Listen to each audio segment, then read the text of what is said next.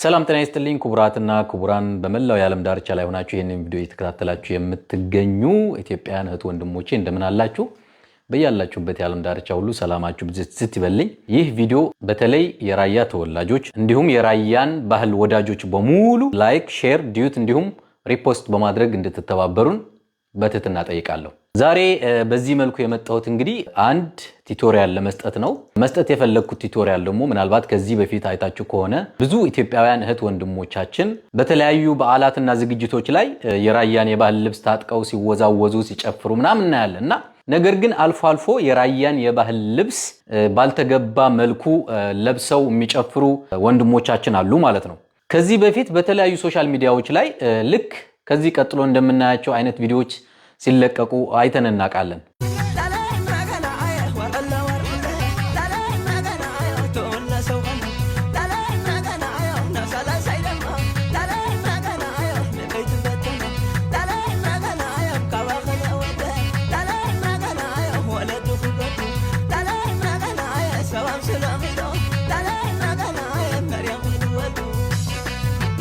ያው ቪዲዮዎቹ እንደተከታተላችኋቸው እነዚህ ወንድሞቻችን እንግዲህ ለራያ ካላቸው ፍቅር አንፃር የራያን ባህል ከመውደዳቸው አንፃር ነው በዚህ መልኩ ሲጨፍሩ እናያቸውና ነገር ግን የራያን የባህል ልብስ እንዴት መለበስ እንዳለበት ብዙዎቹ አያቁም። በእነዚህ አለባበሶች ላይም በጣም ብዙ ስህተቶች አይቸባቸዋለሁ። ወደ ዋናው ጉዳይ ስገባ ዛሬ የራያን የባህል ልብስ እንዴት መልበስ እንዳለብን ከመጀመሪያ ጀምሮ እስከ መጨረሻ ድረስ የማሳያችሁ ይሆናል።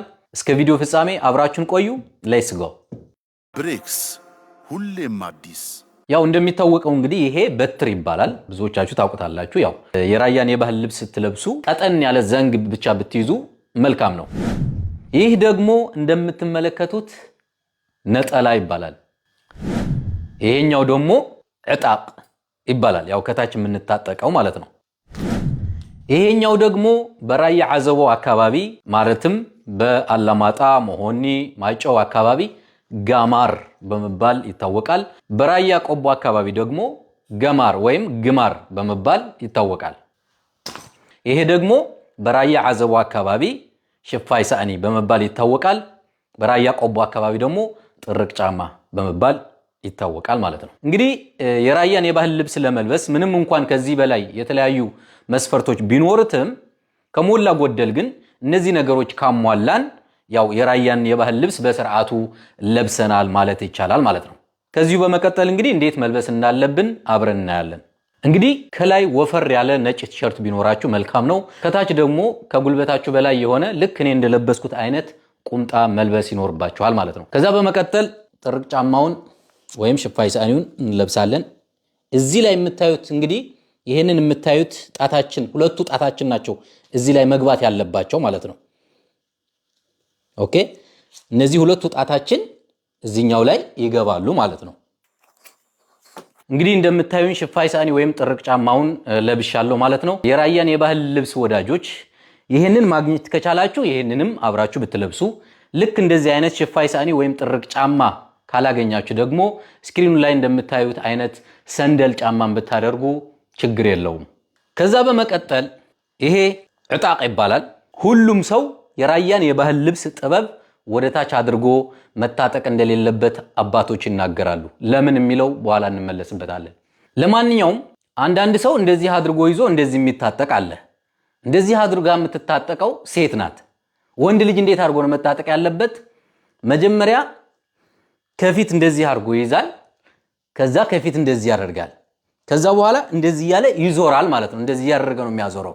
አንዳንዱ ያው እንደ እጁ ነው እንግዲህ ወደ ግራ የሚታጠቅ ሰው አለ፣ እንደዚህ አድርጎ ወደዚህ የሚታጠቅ ሰው ደግሞ አለ።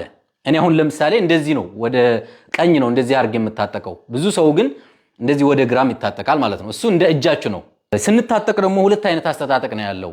አንደኛው ረጅም እስከዚህ ድረስ እንደምታዩት፣ አንደኛው ደግሞ ከፍ ብሎ ላይክ እስከዚህ እስከ ቁርጭምጭምታችን አካባቢ ይለበሳል ማለት ነው። እንደዚህ አድርጋችሁ ትይዛላችሁ፣ ይመጣል እስከዚህ። አያችሁት አይደል? ከዛ ይሄንን ትስቡትና ይሄንን እዚህ ታስገቡታላችሁ፣ ይሄንንም አምጥታችሁ እዚህ ታስገቡታላችሁ። ከዛ በኋላ እንደዚህ እናደርግና ይሄንንም ደግመን እንደዚህ ጥፍ እናደርገውና ይሄንን እናስተካክላለን ማለት ነው። የተጨማደደ ነገር ካለ እናስተካክለዋለን በደንብ ማለት ነው። እንግዲህ በዚህ መልኩ ከታጠቀን በኋላ ይሄንን ገማር ወይም ጋማር መታጠቅን እንጀምራለን ማለት ነው። ይሄንን እንግዲህ ለምንድን ነው የምንታጠቀው? ልክ ሱሪ ላይ ቀበቶ እንደምንጠቀመው ሁሉ እዚህ ላይም ግዴታ ቀበቶ ስለሚያስፈልገው ጠበቅ አርጎ መያዝ ስላለበት እንደዚህ አርጋችሁ ትስቡትና እንደዚህ ይለበሳል ማለት ነው። እንደዚህ አርጋችሁ ይሄ እንደዚህ ታደርጉትና በዚህ መልኩ ይለበሳል ማለት ነው። እዚህ ላይ ልብ ብላችሁ ተመልከቱኝ። አሁን ብዙ ሰው ስህተት የሚፈጽመው ምን ሲያደርግ ነው? ግማሾቹ እንደዚህ አድርገው ይታጠቁታል። በፍጹም ይሄ ወደታች ዘቅዝቃችሁ መታጠቅ የለባችሁም። ይህ በራያን የባህል ልብስ በፍጹም መለበስ የሌለበት አለባበስ ነው። እዚህ ላይ ጥንቃቄ ልታደርጉ ይገባል። በፍጹም ይሄኛው ወደታች ማድረግ የለባችሁም። ኔቨር። እንዴት ነው መልበስ ያለባችሁ? ይሄ ያስታውቃል። በቃ ስትለብሱት ራሱ ማለት ነው። ገባችሁ አይደለ? እንደዚህ ነው መክፈት ያለባችሁ። ይሄ በዚህ መልኩ ትለብሱታላችሁ ማለት ነው። ያው ይሄንን ስንታጠቅ እንግዲህ ብር መያዝ እንፈልጋለን ምናምን፣ ይሄንን ከፍተን እዚህ ላይ ብር እናስቀምጥበታለን ማለት ነው። እዚህም ኪስ አለው ሌላ ብር እናስቀምጥበታለን። ከዛም አልፈን ደግሞ በዚህም በኩል የፈለግነውን ነገር ልንይዝበት እንችላለን። ይሄ ልክ እንደ ኪሱ ነው ያገለግለናል ማለት ነው። ሽርጣችንን እንደዚህ አድርገን ከታጠቅን በኋላ ምንድነው የሚቀረን? ነጠላ ሲለበስ እንግዲህ የትላልቅ አባቶች አለባበስ አለ፣ የወጣቶች አለባበስ አለ። እንዲሁም ደግሞ ዝም ብሎ እንደዚህ ተደርጎ እዚህ ላይም አስቀመጥም ይቻላል፣ መብታችሁ ነው። ነገር ግን እኔ አሁን እየለበስኩ ማሳያችሁ የወጣቶች ነጠላ አወነዛዘፍ አሳያችኋለሁ ማለት ነው። እንግዲህ ያው ነጠላ ስንለብስ ደግሞ ጥበቡ ወደ ላይ እንዳይገለበጥባችሁ በዚህ መልኩ እንደዚህ አድርጋችሁ ትይዙትና እንደዚህ አድርጋችሁ በቀኝ እጃችሁ ያው እንደ አወነዛዘፋችሁ ማለት ነው። ወደ ግራ መወንዘፍ የሚፈልግ ሰው ሊኖር ይችላል። እኔ አሁን የማሳያችሁ ያው የወጣቶች ነጠላ አወነዛዘፍ ላይ ነው። እንደዚህ ታደርጓትና ከዛ ደግሞ ይቺን አምጥታችሁ እንደዚህ ታደርጓታላችሁ ማለት ነው። እንግዲህ ተመልከቱ። ይቺኛዋ ጥበብና ይቺኛዋ ጥበብ አንድ ላይ መምጣት መቻል አለባችሁ። ይቺና ይቺ። ከዛ በኋላ ምንድነው የምታደርጉት? ይቺን ሰብሰብ ታደርጓትና እንደዚህ አድርጋችሁ እንደዚህ ማድረግ ትችላላችሁ ማለት ነው። እንደዚህ አያችሁ አይደለ? በዚህ መልኩ ይሄ የወጣቶች ይቺኛዋ እንትኗ ወደታች ረዘም ካለች ያው ወጣቶች እንደዚህ አድርገን ነው የምንታጠቀው ማለት ነው። እንግዲህ እንደምታዩት በዚህ መልኩ የራያን የባህል ልብስ መታጠቅ መቻል አለባችሁ ማለት ነው። እንደዚህ ማድረግ ትችላላችሁ፣ ኖርማል ነው። ነገር ግን ትልቁ ችግር እያየን ያለ ነው። አንደኛ ይሄንን ነጠላ ከላይ እንጂ ከታች አይደለም የሚሆነው።